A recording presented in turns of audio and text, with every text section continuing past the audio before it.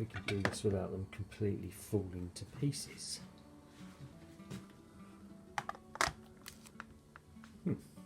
Right, okay, I need to do a diaphragm change on one of these. I can't even remember which one it is now, so I'm going to have to take them all out and re-inspect them.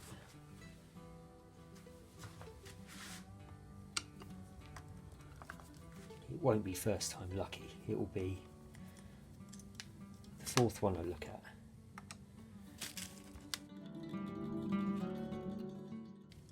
These are all new screws, so I shouldn't have any trouble with these.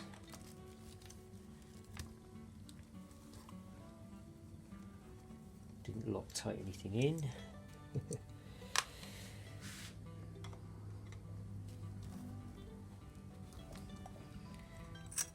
Probably don't have the right screwdriver. Oh, I know people are going to be saying, oh, you should hold on to that because the spring will pop out. Well, they don't. There's not an awful lot of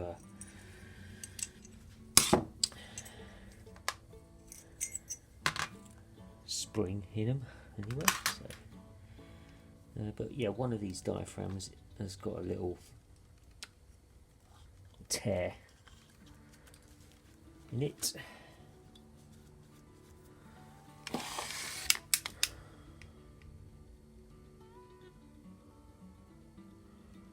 Not this one. So I should put that back.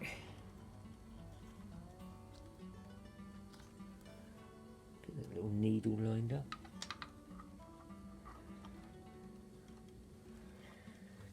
Just put the light back over here.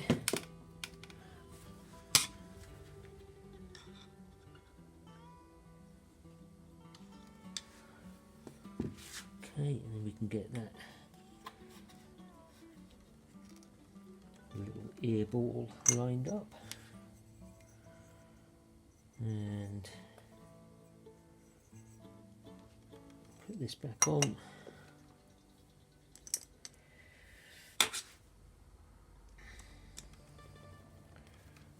And then we'll slowly work our way around until we get to the fourth one. Oh, hang on. I know you guys spotted that.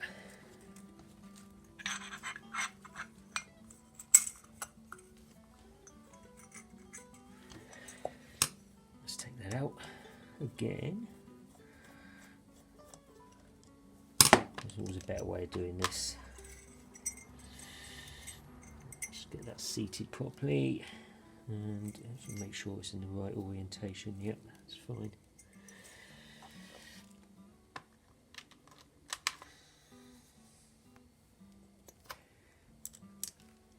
Because where that little tongue is, there's actually a little breather hole there. There's a little relief on the top of the cover for it, so need to make sure everything's all lined up correctly.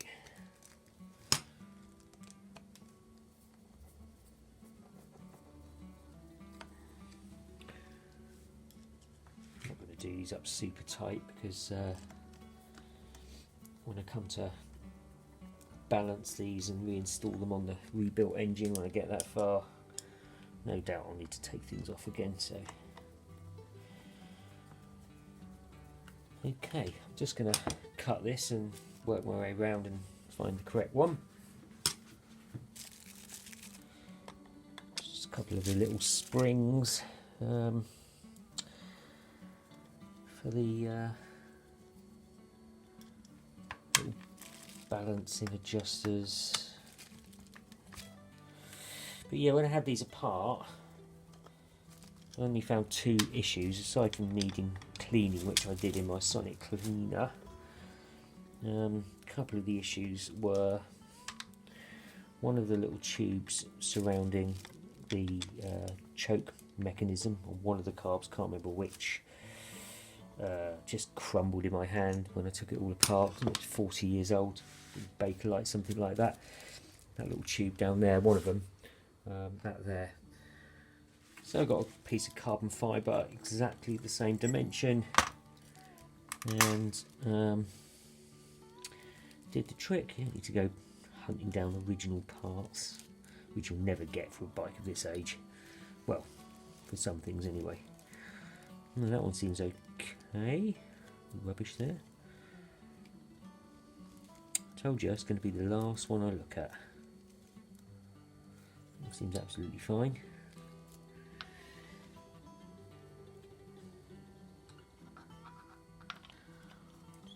Line it up.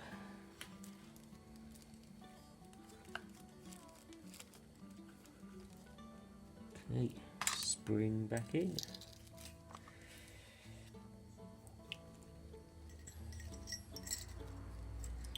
And yeah, I made a video of completely taking these apart and cleaning them, and getting rid of all the horrible paint that was on top of these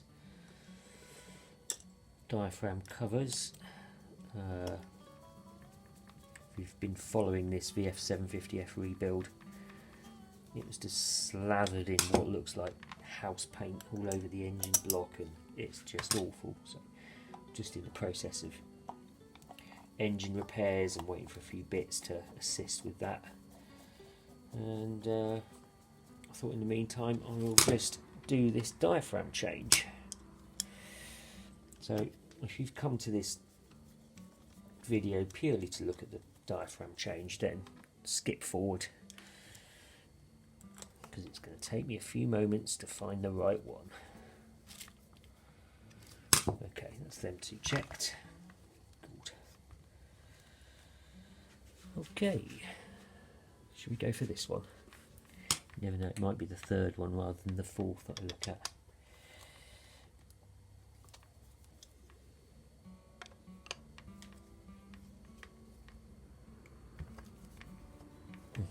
That's tight. God, get a different screwdriver. Let's try this one.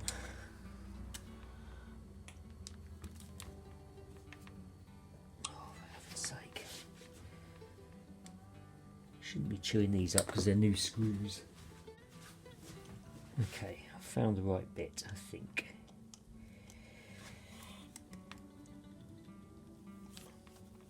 Yep.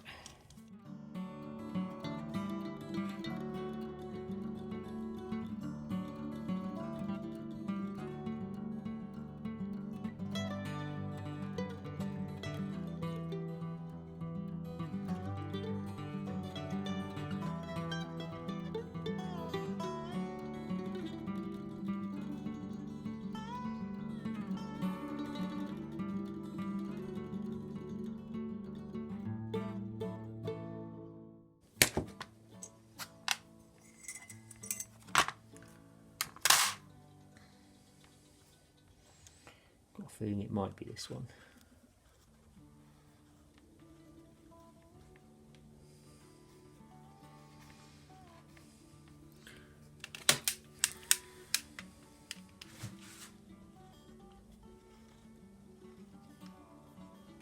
No, as predicted,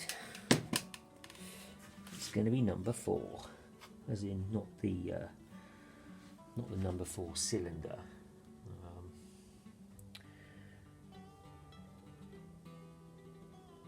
That one, which is effectively the number 3, I believe. Right.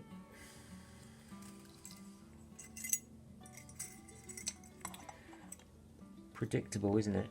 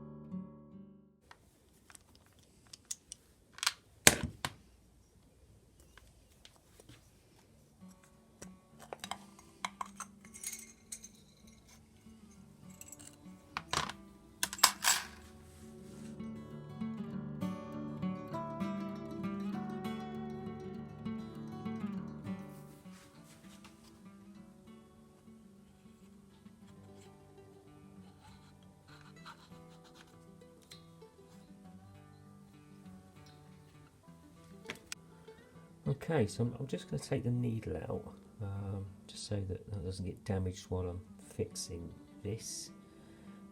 But it is just a matter of pulling that out and then slipping the next one on, and can be a bit fiddly, a bit tight.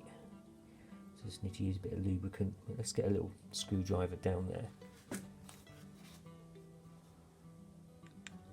think it's just like on a cam, so it doesn't actually.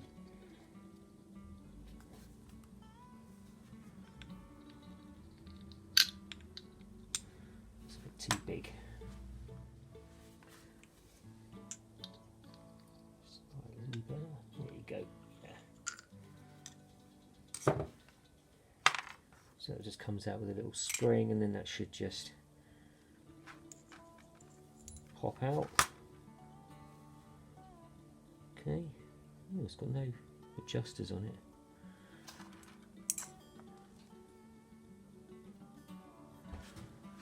Oddly, can't see anything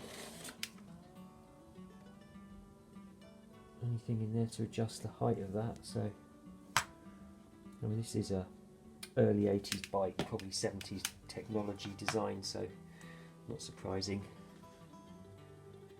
And then over on the other bench, I've got the new diaphragm ready to go in.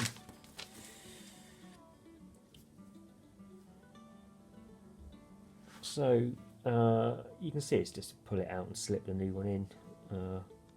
Just a bit of sort of stretching and working the rubber into the slot. That's all it takes, really, I think.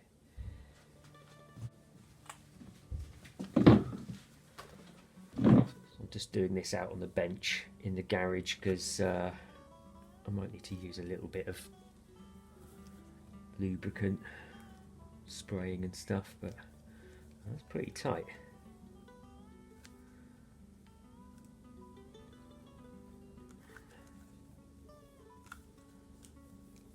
It's got to come out.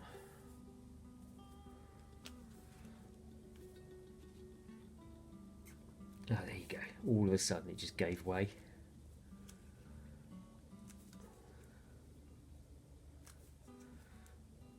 Oop. Could hear something rip there, but that was where it was already. I think that was the tear opening up.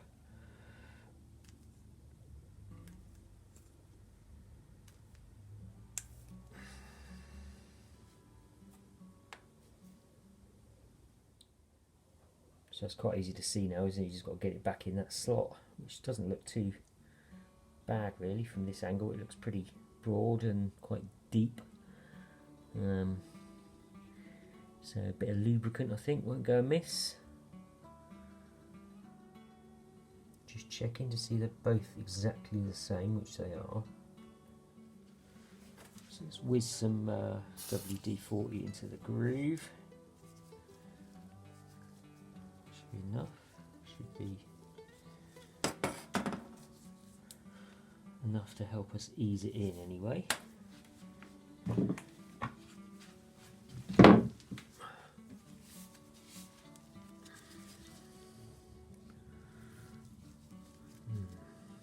think I'm just going to slip it over, get it started, and we just have to try and ease it in. I mean, it's just, at the moment, it's just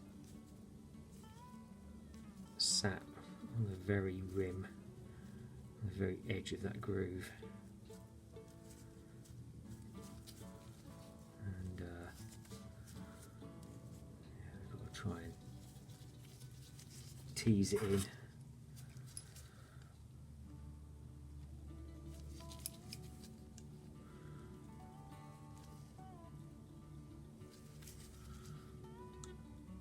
Using a very gentle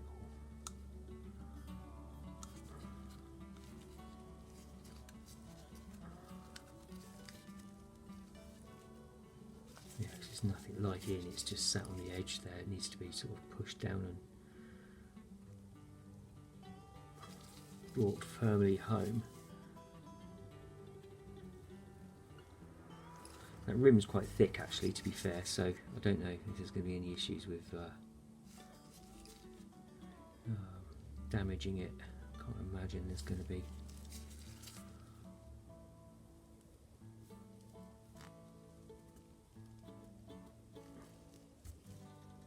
Just getting it started. There you go. Once you've got it started, I think then that's a. There you go. Not sure if you can see that going in. I'm going to get a slightly smaller screwdriver on that. Tiny bit smaller. It should assist with teasing it into the slot.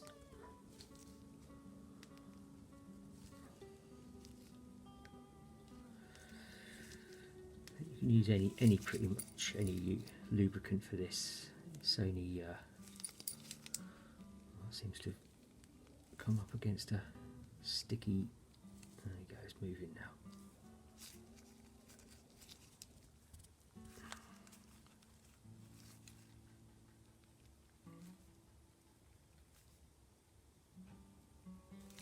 Once you've got it in all the way round, it's a little more stable.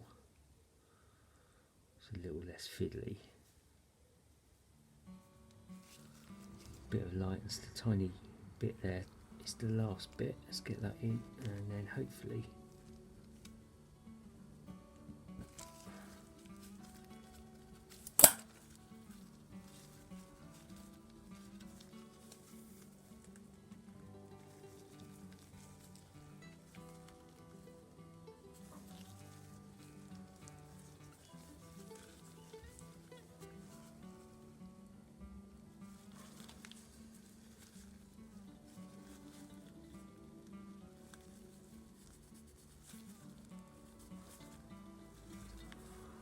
pretty durable. You can't really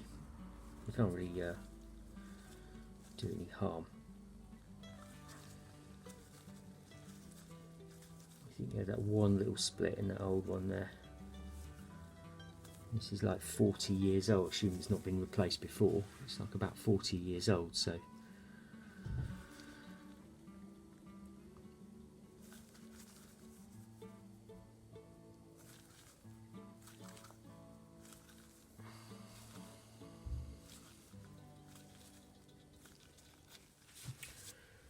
Good bit of fettling later anyway, it's all in and straight, so I'm just going to slip this back in and pop that needle back in.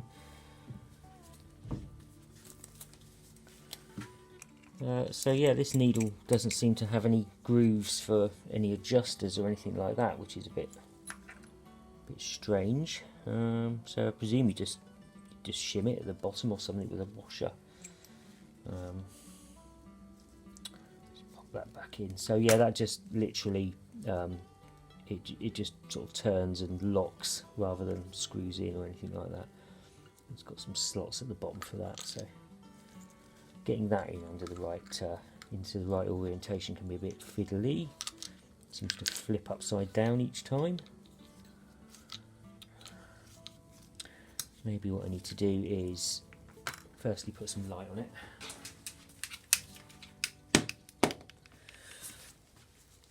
And just hold the screwdriver, hold it on the screwdriver.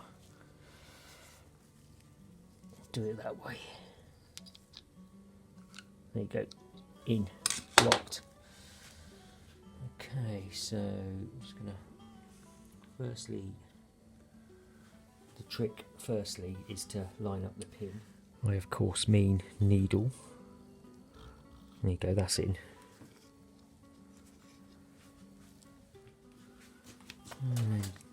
And then just rotate this to get that lined up. So that is a little air passage there.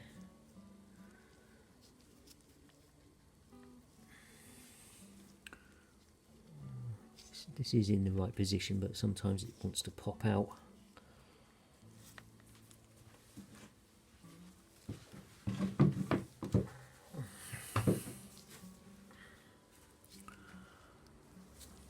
So we don't want that happening, do we?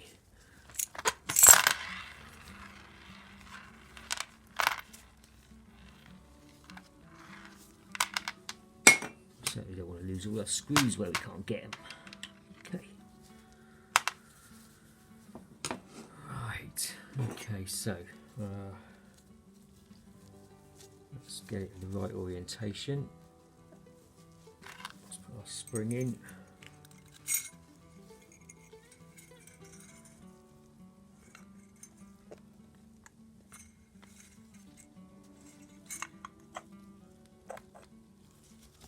Get it all in the right orientation and pop our screws in.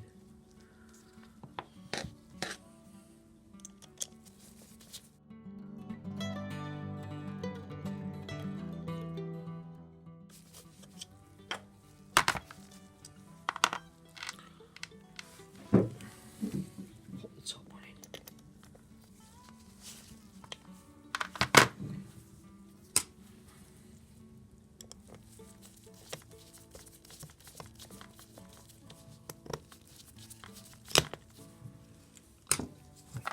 Swap into the correct screwdriver.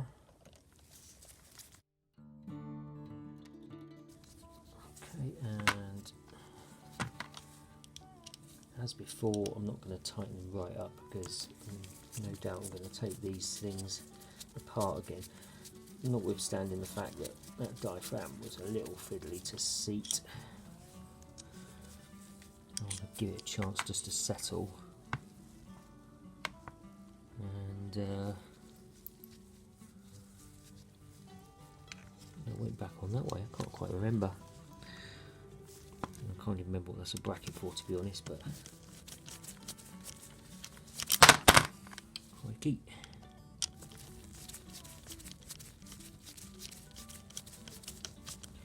Okay, and that essentially, guys and girls, is how you change a diaphragm. So yeah, that was just a short video doing the CV Carb diaphragm swap, just in between working on the VF750F engine, 1984. If you're interested in the rebuild of that engine, check out the playlist. But I'm just fixing or repairing some broken off sheared internal engine bolts at the moment, and I'm just working on those videos, so I thought I'd upload this short on the CV Carb diaphragm replacement on that broken or torn diaphragm. See you next time.